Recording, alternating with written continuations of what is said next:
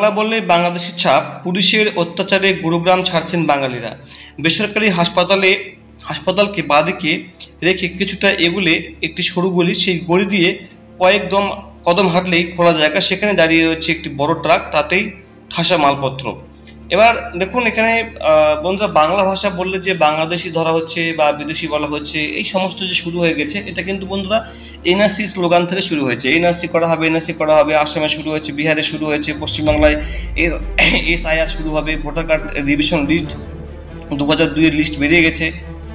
তো যাদের এখনো পর্যন্ত এনআরসিতে সমস্যা রয়েছে, 1971 সালে দলিল নেই, বাবা মায়ের দলিল নেই, নিজের কোনো কাগজপত্র নেই, অবশ্যই বানানো হবে বা আপনি বানাতে পারবেন। এবং আধার কার্ডও বহু নিয়ম পরিবর্তন করা হয়েছে, সেখানেও কিন্তু এনআরসি কথা মাথায় রেখে আপনারা কতবার জমা তারিখ পরিবর্তন করতে পারবেন সেটা কিন্তু এই আজকের খবর কিন্তু দিয়েছে। এবার এখানে যদি আমরা চলে যাই, একটা দুঃখজনক ঘটনা। বেসরকারি হাসপাতালকে বাঁদিকে রেখে কিছুটা এগোলে একটি সরু গলি, একটু মন দিয়ে শুনবেন, সেই গলি দিয়ে কয়েক কদম হাঁটলে খোলা জায়গা, সেখানে দাঁড়িয়ে রয়েছে একটি বড় ট্রাক, তাতে ঠাসা মালপত্র। লোডিংয়ের কাজ এখনো শেষ হয়নি, মানে মাল তুলছে। চেয়ার, টেবিল, বিছানা, সেকেন্ড হ্যান্ড কুলার, এমনকি বাচ্চাদের খেলনা গাড়িও তোলা হচ্ছে ট্রাকে। আজকালের মধ্যে ওই ট্রাক রওনা দেবে বাংলার উদ্দেশ্যে, মানে পশ্চিমবাংলার উদ্দেশ্যে। বিজেপি শাসিত হরিয়ানায় আর একটা রাতও কাটাতে পারছেন না বা কাটাতে ভরসা পাচ্ছেন না গুরুগ্রাম সেক্টর 49 এর এই বেঙ্গলি মার্কেটের বাসিন্দারা, মানে বাঙালি তারা পশ্চিমবঙ্গের, তাদেরকে কিন্তু বের করে দেওয়া হচ্ছে। দেখুন, ভারতের বাসিন্দা, ভারতেই কাগজপত্র রয়েছে, তবুও ভারত থাকতে দেওয়া হচ্ছে না, ভয়ে তারা পালাচ্ছে। তাদের অপরাধ একটি, প্রত্যেককে বাংলাভাষী। রাজ্যের বিজেপি সরকারের পুলিশ প্রশাসনের তাই সন্দেহ তারা বাংলাদেশি অনুপ্রবেশকারী, হিন্দু মুসলিম নির্বিশেষে, মানে হিন্দু হোক বা মুসলিম হোক তারা দেখছে না, তারা বাংলা ভাষা বললেই বলছে তারা ভারতীয়, মানে তারা বাংলাদেশি। আপনি লুঙ্গি পরেন, কেমন যেন অন্যরকম, আপনি বেআইনিভাবে ঢুকেছেন কি, আপনার ভোটার কার্ড দেখাচ্ছেন বটে, কিন্তু আদৌ ভোটার অধিকার আছে তো? ভোট দিতে গ্রামে যান, গ্রাম প্রধানের নম্বর বলুন, অভিযোগ তথ্য যাচাই দামে, এই ধরনের প্রশ্নবাণে বেঙ্গলি মার্কেটের বাসিন্দাদের জর্জরিত করে ফেলেছেন পুলিশ কর্মীরা। দিনে অন্তত দুবার তথ্য যাচাই আসছে পুলিশ।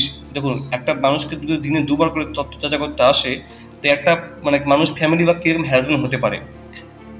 জিজ্ঞাসাবাদের নামে থানায় গিয়ে হেনস্থা বা মারধর তো আছেই, সে সঙ্গে যুক্ত হয়েছে হোল্ডিং সেন্টার, মানে মূলত বাংলাভাষীদের আটকে রাখার জন্যই যা তৈরি করা হয়েছে। তথ্য যাচাই নামে দিনের পর দিন সেখানে আটকে রাখা হচ্ছে বলে অভিযোগ। আতঙ্কিত বাঙালি তাই হরিয়ানা থেকে পালিয়ে বাঁচার উপায় খুঁজতে মরিয়া হয়েছে। কারো বাড়ি দক্ষিণ দিনাজপুরে, কারো বাড়ি নদিয়ায়, কেউ থাকেন দক্ষিণ 24 পরগনা, কেউ মুর্শিদাবাদে। সাধারণত প্রান্তিক স্তরের এই বাঙালি পুরুষরা সাফাই কর্মের সঙ্গে যুক্ত, মানে সেখানে সাফাই এসব কাজগুলো করেন। কেউ কেউ সংলগ্ন বিলাসবহুল অভিজাত আবাসনে গাড়ি ধোয়া মোছা করেন।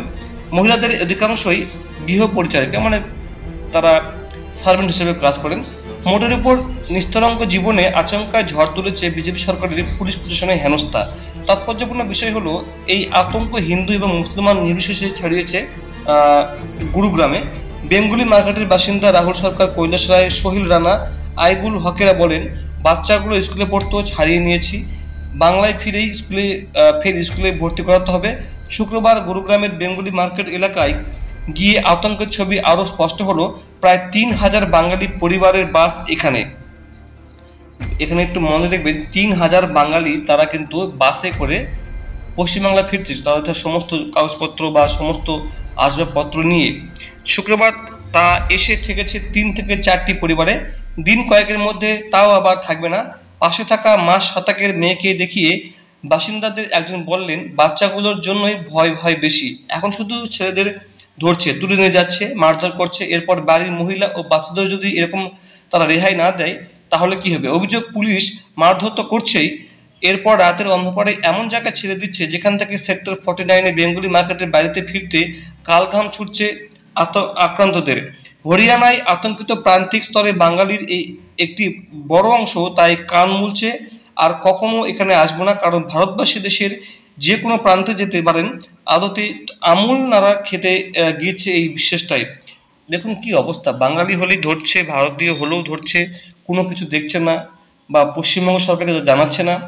একদিন মুখ্যমন্ত্রী বলেছিলেন যে আমাদের রাজ্যের কাউকে ধরলে অন্ততপক্ষে আমাদের রাজ্যকে তো জানাক, তারা এখানে এখানে তদন্ত করুক যে অ্যাকচুয়ালি তারা এখানে তারা বাসিন্দা কিনা, এখানকার সমস্ত কিছু চেকিং করার পরে একটা সিদ্ধান্ত নেওয়া হবে বলেই বলা হয়েছিল। কিন্তু সমস্ত কিছু কর্ণপাত না করেই বিভিন্ন রাজ্যে তাদেরকে ধরা হচ্ছে, বিদেশি বলে গণ্য করা হচ্ছে, তাদেরকে অত্যাচার করা হচ্ছে, জিজ্ঞাসাবাদ করা হচ্ছে।